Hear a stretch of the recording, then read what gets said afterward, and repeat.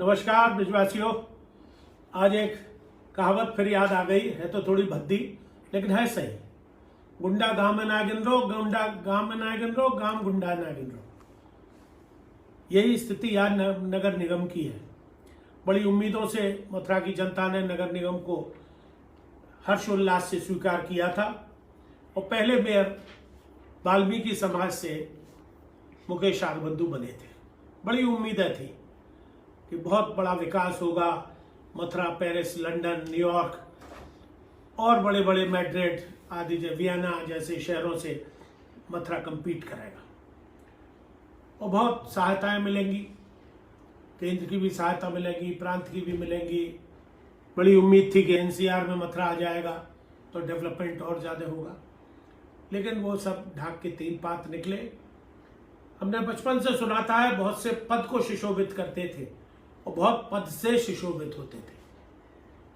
तो ये बहुत गर्मामयी पद है मेयर का और बड़ी सम्मानजनक स्थिति में इस पद को देखा जाता। लेकिन आज जो नगर निगम की सम्मान, नगर निगम का विकास, निगम की गरिमा जो तार तार हुई है, वो बहुत शर्मनाक और हास्यास्पद है।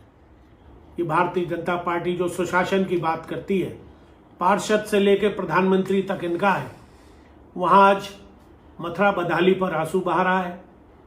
मैं एक बात पूछना चाहता हूँ कि विकास के कार्य, कोई तो कहता है गंगा जल की पाइपलाइन पड़ रही है, कोई कहता है सीवेज पाइपलाइन पड़ रही है, कभी कहते हैं नगर निगम बना रही है, नगर निगम वाले कहते हैं जल निगम बना रहा है।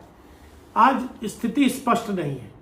और फिर मैं एक बात पूछना चाहता हूँ, जब 3 महीने तक लॉकडाउन था, मथुरा ही नहीं भारत की जनता ने ताली और थाली बजाकर मोदी जी के आह्वान का सम्मान और स्वागत किया था, तब ये कहाँ सो रहे थे? तब ये विकास के कार्य उन दिनों क्यों नहीं हुए जिससे कि जनता को असुविधा न होती? आज लोग चल रहे हैं, वो तो खुदा न खास्ता इंद्रबाग भगवान की मेहरबानी मथुरा में नहीं हो रही।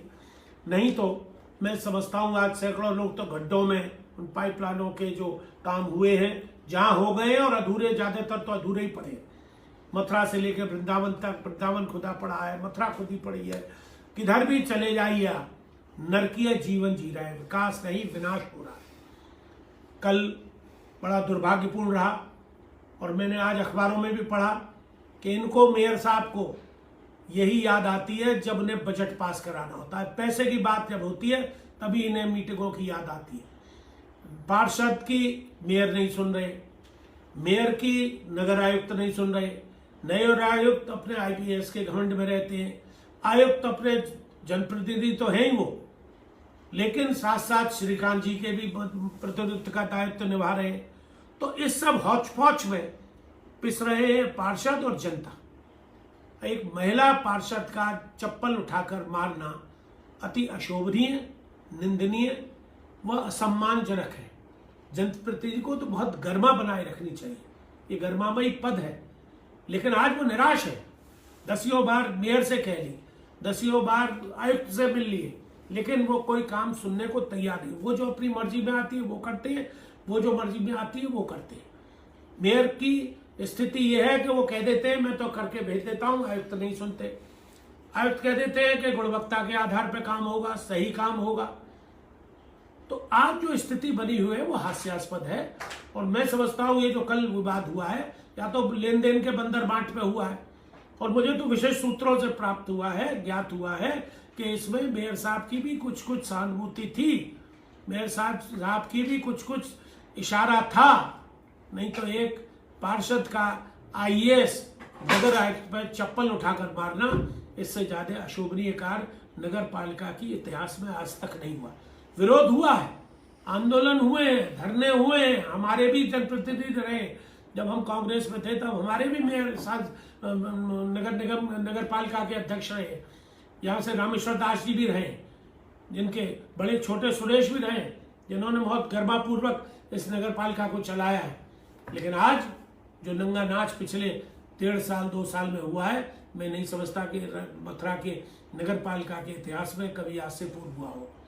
विरोध का एक तरीका होता है, विरोध का एक दर्जा होता है, विरोध का एक सम्मान होता है। उस सम्मान के अनुरूप आप काम करेंगे तो सब लोगों को पसंद आएगा। लेकिन चप्पल मारना, किसी को गाली देना, भद्दी भद्दी अश्लील वाक्यों का प्रयोग करना, ये बहुत अशोभनीय है।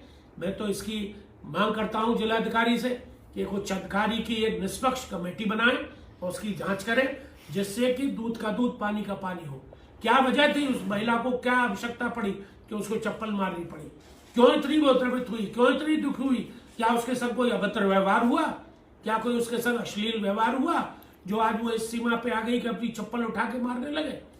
वहां तो आदमी विकास की बात करने जाता है, वहां किसी के व्यक्तिगत द्वेष राग की बात करने थोड़ी जाता है।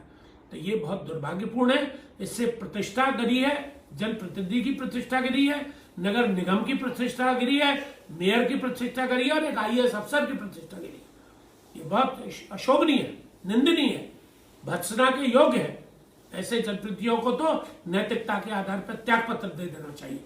मैं मेयर से त्याग पत्र की मांग करता हूं कि जब वो संभाल नहीं पा रहे हैं, उनके बस की नहीं है, तो फिर क्यों इस तरह का पद को लिए बैठे हैं जो उनके समझ में नहीं आ रहा है या जो उनके कंट्रोल में नहीं।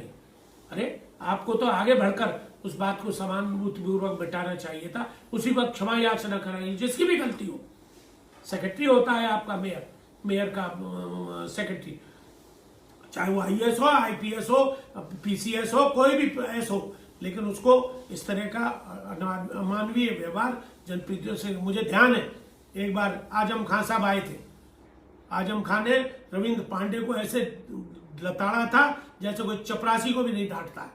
मैं उस वक्त प्रतिनिधि के रूप में गया था, तो मैंने वहां जाकर, सुधीर श्रीवास्तव DM थे, तो उन्होंने कहा इन्हें बुला किसने लिया? मैंने कहा नहीं, सब लोग बहिष्कार करो इनके इस व्यवहार। भले ही हमारा विरोधी था, रविंद्र पांडे भारतीय जनता पार्टी का था, हमारे खिलाफ चुनाव लड़े थे, लेकिन उस वक्त हमने उसका साथ दिया और कहा जनप्रतिनिधियों सब बाहर निकल। मेरी एक आवाज पर सब जनप्रतिनिधि बाहर आ गए, बाहर नारेबाजी करी, विजय ब्रह्मचंदा था, नारेबाजी करी और आजम खान को क्षमा मांगनी पड़ी। बाद में मीटिंग हुई और 1,27,00,000 रुपया मैंने उस वक्त, आज भी मौजूद है राजीव रौतेला, उससे कह के दिलवाया, तमिल लोगों की तनख्वाह बंटवाई।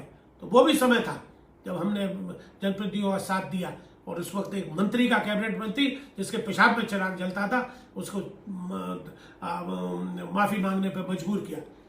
तो आज हमें अपनी गरिमा का ख्याल रखना चाहिए, हमें अपने सम्मान का ख्याल रखना चाहिए।